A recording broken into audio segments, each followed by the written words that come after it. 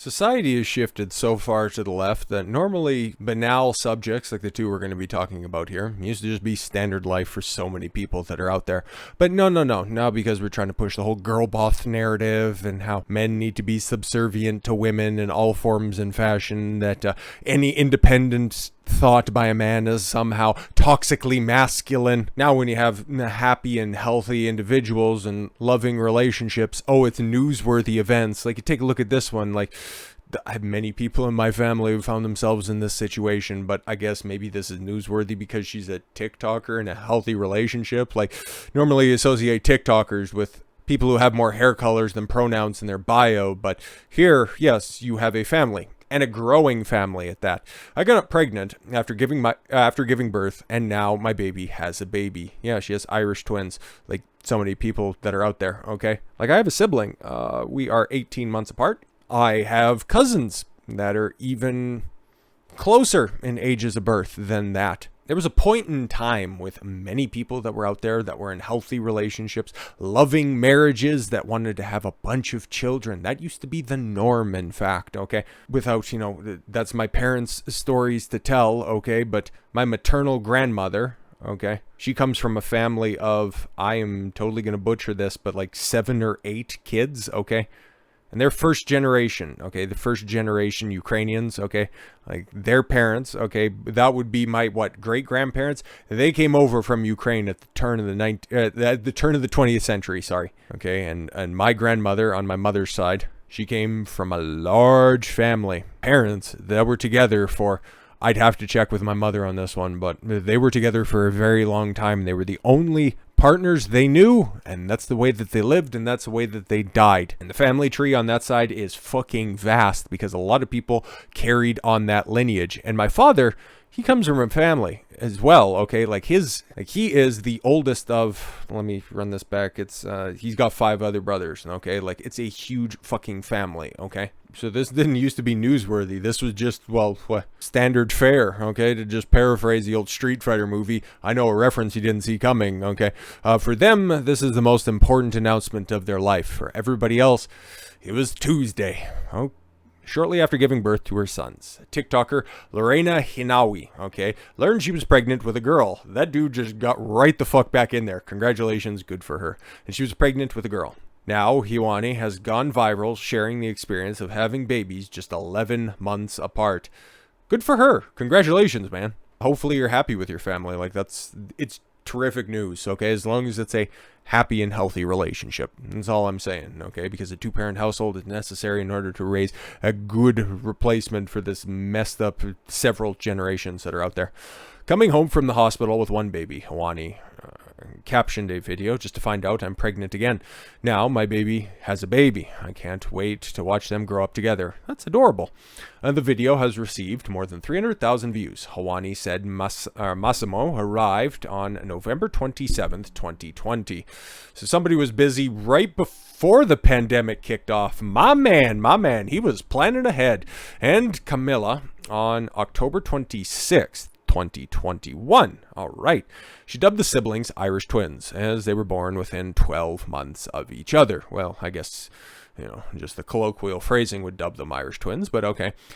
Celebrity moms who gave birth to Irish twins include Britney Spears and Tori Spelling, but the less said about them, the better, because we know about how well Britney Spears is looking after her kids. In another video, Hawani lists the comments people have made to her and her husband. Yay, that reveal they have 2 kids so close together. Yeah, I don't see anything wrong with this at all whatsoever. Again, looks like a at least from the pictures that are obviously cleverly selected, okay?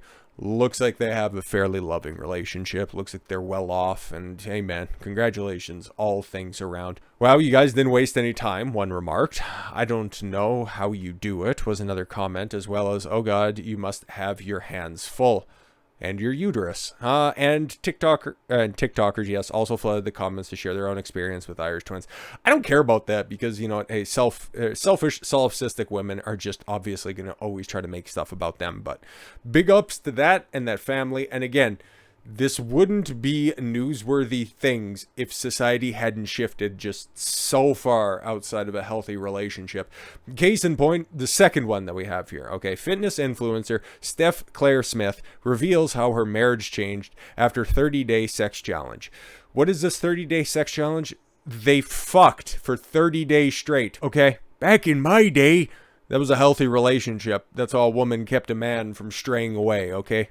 Box was ready, willing, and available at his fucking beck and call. That didn't used to be newsworthy. That wasn't controversial at all. People that loved and respected each other would fuck however often they wanted to. And guess what happened? And I'm actually glad that both of these stories are out there in public, because there's a lot of fucking dumb people that are out there. And yes, as an exercise physiologist, somebody who studied the body extensively in order to acquire my lift license like I do, I understand, you know, women exercising to begin with, okay, when they are pregnant, you can pretty much train all the way up into the point where your fucking water breaks. I wouldn't recommend, you know, going up that far, mostly because cleaning down the equipment afterwards is a fucking pain in the ass. But no, you can go all the way up to. There's nothing you're going to do. Just, you know, try to keep your blood pressure down and don't put anything over your head.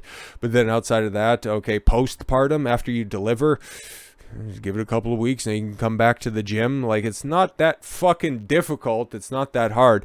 And then when it comes around to getting pregnant again, yeah, afterwards, again, that same time frame. If you can be back into the gym, you can be back on your back, okay? Stop with all of this new age shit. You don't want to ruin your body. You know what doesn't ruin your body? Not stuffing it full of a bunch of chemically induced fucking shit that'll sit in your pantry until the fucking nuclear holocaust rolls around, okay?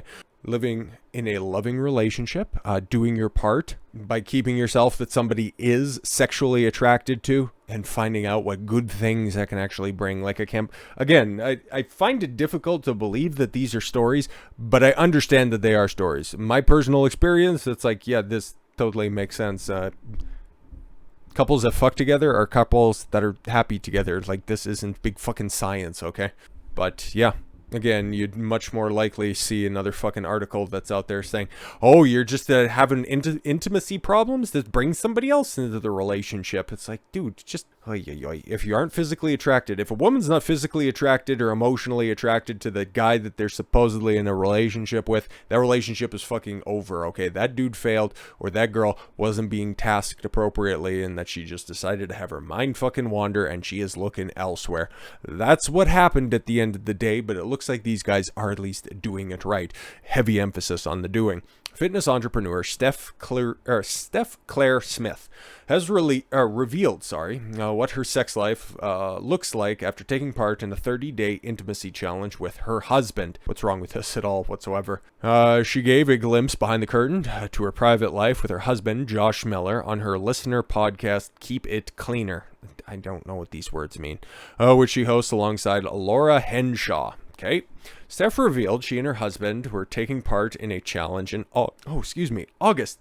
And this was the first major update since. Laura prompting the question, do you have any seats that I can sit on where my legs can be spread a little bit open? I have some stories to tell. It's been 2 months and general intimacy like cuddles have increased. Sounds gay, but that's awesome. Okay. The mother of one said during the show. Oh, so okay, cool. And again, hey, what's your excuse? Okay, because you got some, ladies that are out here who have, given birth and they don't look like those fucking Walmart golems that are wobbling around. Oh, it's just baby weight. And it's like, yeah, okay, cool. Those Twinkies are also helping you out with that baby weight. Great stuff right there. But yeah, no, she's already given birth before, and she's back to a healthy weight. Imagine that. It's been 2 months. Yeah, general intimacy, cuddles, mother of one said during the show. Very nice, very attractive. The number of times we're having sex per week has only slightly increased. If not, it's the same. So you guys fucking lob beforehand? Steph said increasing the amount of sex she and Josh had wasn't the purpose of the challenge, but to create more intimate moments between them. No, he wanted the sex. Let's just fucking stop this. You're just trying to rationalize it because that's what you want as a woman. You just want his attention. You just want his time. If you need to give up the fucking poon for that, that's what it'll take. Laura, said the development was wonderful. She congratulated Steph on taking part in the challenge. Conversation then turned to statistics around how often Couples were having sex in various stages of life, and then the chat turned to how many sexual partners people had.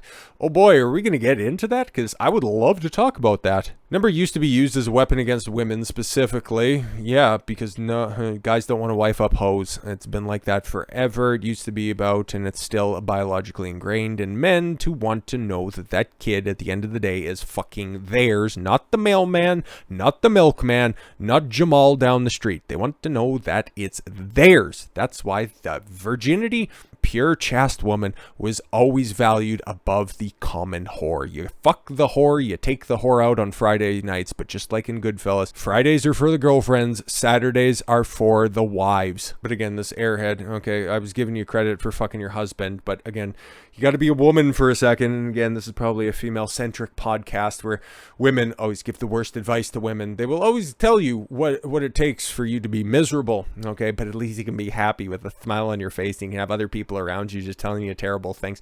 Oh, what's that? You're 30 and is slightly overweight and single, and you don't know why a man won't take you seriously because you've been around outside all the time.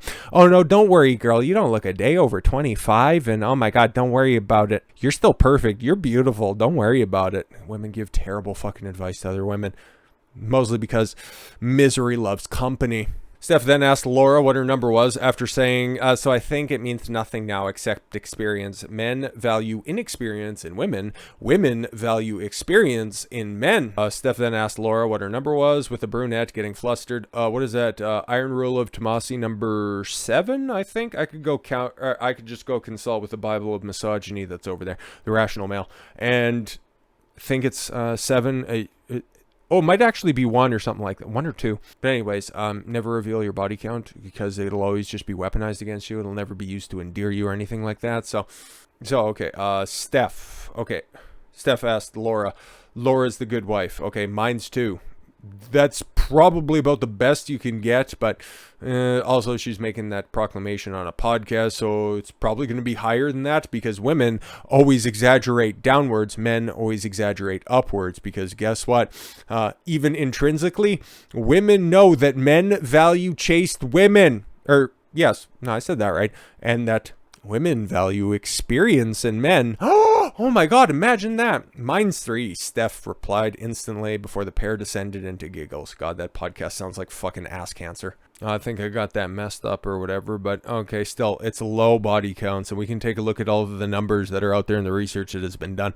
After about 6 partners, okay, she's basically for the streets, okay, because divorce rates just go through the roof. General happiness reported by women in long-term relationships end up being approximating out to about 39% of the time after about 6 partners, okay. From about 5 and earlier, it's about your regular crapshoot that's going to be out there, because again, at the end of the day, 60% of marriages end in divorce. It's not 9 times out of 10, sorry, 75% of the time. It's all about financial reasons that are behind that. These are all GSS studies, okay? All of the evidence is out there, and I want to do kind of a nuts and bolts video, but that'll be coming up sometime soon. Right now, I just wanted to show it's like, wow, couples that fuck together are happy together.